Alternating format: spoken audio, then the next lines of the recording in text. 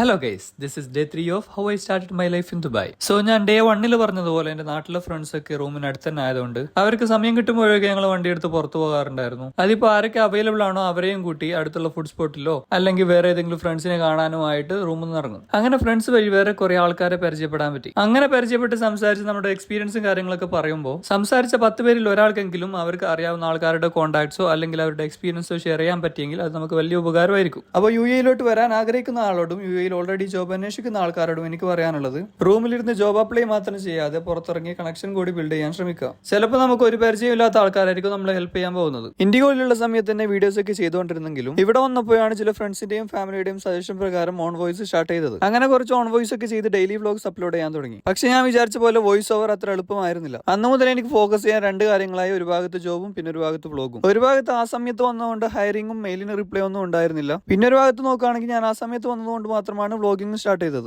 അതുകൊണ്ട് തന്നെ ഞാൻ എപ്പോഴും വിശ്വസിക്കുന്നത്, എന്റെ ലൈഫിൽ എന്തെങ്കിലും നടക്കുന്നുണ്ടെങ്കിൽ അതിപ്പോ നല്ല കാര്യമായാലും മോശം കാര്യമായാലും everything happens four A reason. ഇൻഷാ അല്ലാഹ് എല്ലാം നല്ലതിനായിരിക്കും എന്നാണ്.